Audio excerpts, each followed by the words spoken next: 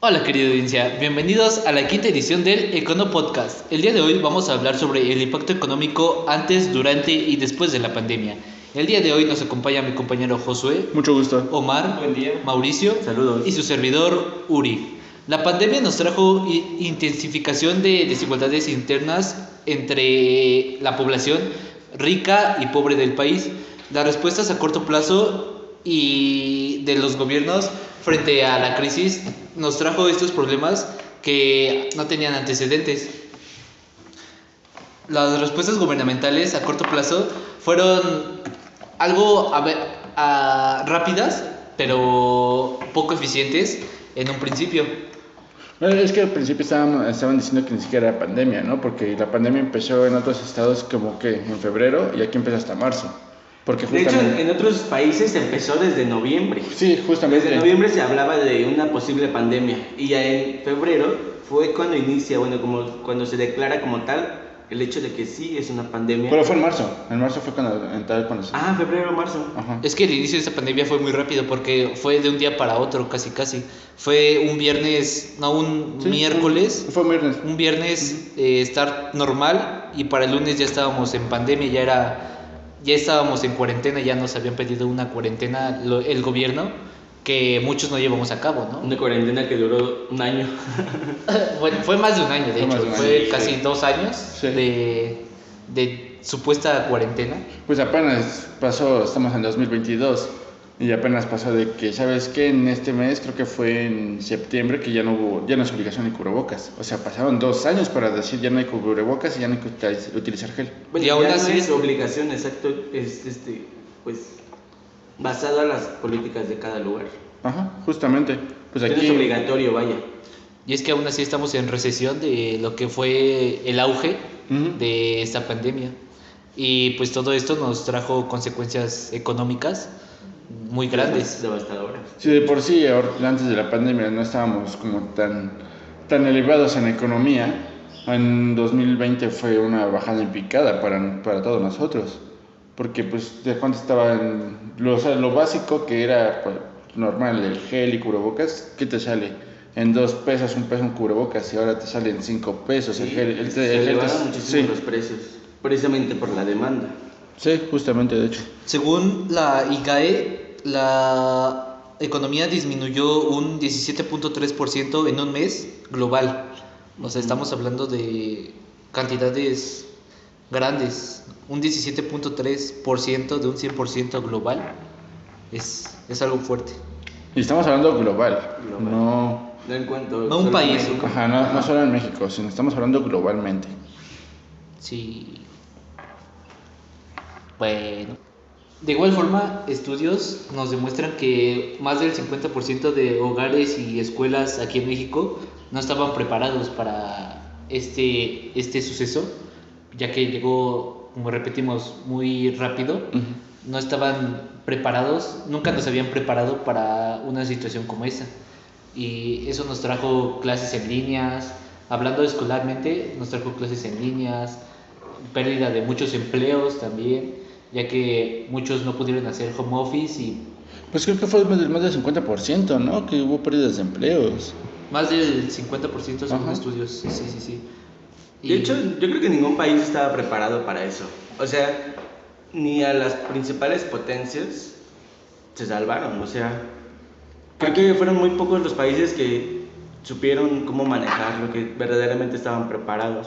Sí, de por sí. Aquí en México, pues tristemente hubo bastantes fallecidos porque no es una potencia elevada México. Tú viste lo de Reino Unido, que es una potencia, un país potente, y aún así hubo creo que más muertos que aquí.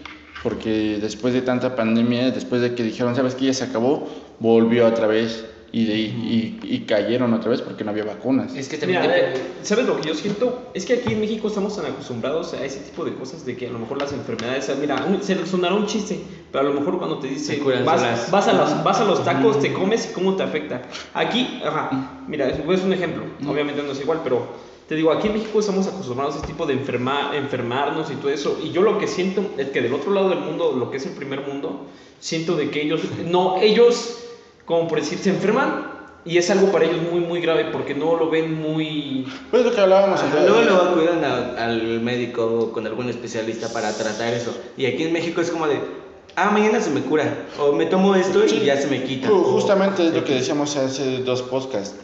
Que dijimos, aquí en México lo triste es de que siempre que te enfermas es como que, me tomo un paracetamol y ya me duermo y a veces se me quita. Y si no, y si pasa más de una semana es como que, creo que ya tengo que ir al doctor. Pero si no, si después de una semana que ya saliste es como que, ¿ves? Y no me pasó nada. Entonces como que aquí en México estamos, o al menos yo digo que no solo en México, sino en todo Latam. Es como que siempre se ve así. Y es que por culpa de eso también ignoramos las indicaciones que se nos dieron de mantente alejado de las personas, usa cubrebocas, sanitízate, y todo eso también nos afectó y nos hizo que nos alargáramos más de lo que era necesario estar. Sí, justo, pero es que era imposible para todos hacer eso. O sea, en lo personal yo tenía que trabajar. Yo subía al metro y estaba llenísimo el metro. O sea, te decían, te formaban para entrar. Pero ya dentro del metro, es como de esa seguridad, esa sana distancia, ¿dónde quedó? Sí. Es que entonces esto ya no es un punto de que porque nosotros queramos, sino ya es un punto de necesidad de la gente. Pero es que lo que como decían en el pasado, si no te mata la enfermedad, te mata el hambre. Ajá, y justamente fue lo que ahorita un punto que tocó Mauricio. O sea, justamente todas las empresas, escuelas y todo es como que, ¿sabes qué? Tú estás a distancia y 5 metros para que no contagies. Y pues llegas aquí y, en el Mexibus, en el Metrobús o en el metro, ¿dónde queda esa distancia? Y es porque obviamente necesitas el dinero para poder darle, si tienes familia, para llegar a darle de comer a tus hijos o a tu esposa, lo que quieras. Un gasto, ¿por qué? Porque el gobierno nunca no ayudó. Pero pues ya no hay que tocar temas de gobierno. Y es ahí donde se vio la gran brecha de ricos pobres, por así decirlo. Sí, de que hubo personas que sí se podían dar el ojo de, ok, pues no voy a trabajar, no voy a salir, no voy a hacer esto para cuidarme. Y hay quienes, pues teníamos que trabajar o teníamos que trabajar. Y a ver, tarde o temprano esas personas que también nunca se mantuvieron al pie de la letra de las advertencias, también hubo un punto en donde se enfermaron y pues no... Pues tristemente muchos fallecieron porque es como que, ¿sabes qué? Ahorita no está, pues...